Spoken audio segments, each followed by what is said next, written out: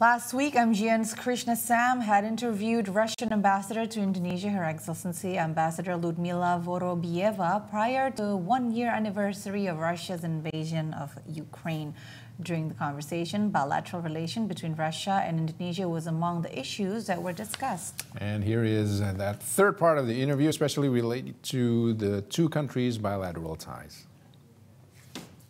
Madam Ambassador, I want to talk to you about Russia and Indonesia relations now. As we know, last year in June, Indonesia's President Joko Widodo went on a sort of peace-building mission to both Ukraine and Russia. President Widodo also met with Russian President Vladimir Putin. Since then, how do you see Russia's relationship with Indonesia? Well, our relationship have been excellent for many years, and this good friendship and cooperation is based on the relationship that we enjoyed since the 60s, when President Sukarno visited our country 4 times. And the song Rayon Pulau Kelapa became very popular in Russia. It has been translated into Russian language. And for the last 20 years, our relationship has been on the rise. Last year, you mentioned our president met in Moscow, and we appreciate the efforts made by President Joko Widodo. As far as I know, our president had very good conversation during 2 hours. They're calling each other brothers, I think, saudara.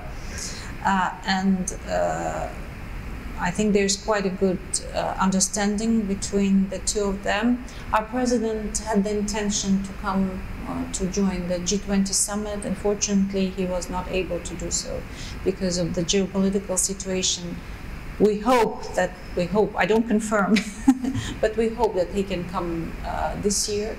Actually, it's high time, because we have a package of documents, aiming at developing economic cooperation to be signed in the presence of the leaders. So as we are strategic partners with ASEAN, and Indonesia this year assumed the chairmanship of the association, we hope that our president can be part of some of the meetings. If we look at our political dialogue, not only our president have met, they've spoken on the phone several times. Our Minister of Foreign Affairs met 2 times in Bali, and in the framework of G20 meetings, they also had meetings outside Indonesia at the margins of international fora. The Speaker of our Parliament came for the P20, and she's a lady, and she had also meetings with her colleagues from Indonesian Parliament. So very active political dialogue was going on. Our trade has been growing by 50%. By the end of the year, we reached the level of about $4 billion US. It's not enough, of course, if we consider the potential, but there is a very good development. In December last year, we've started officially the negotiation process between the Eurasian Economic Union, which Russia is part of, together with Belarus, Armenia, Kazakhstan, and Kyrgyzstan, and the government of Indonesia, to have a free trade agreement. So this process has been launched, and we hope that it will be over sometime soon, maybe in 1 or 2 years. And of course, it will be a great boost for our not only bilateral trade, but also the trade between the Eurasian Economic Union and Indonesia. We have investment projects which are going on. It's not that much, we hope for more, but I can assure you that Russian businesses are showing great interest in coming to Indonesia. We seen business delegation, even in January already several delegations from big Russian companies visited Indonesia.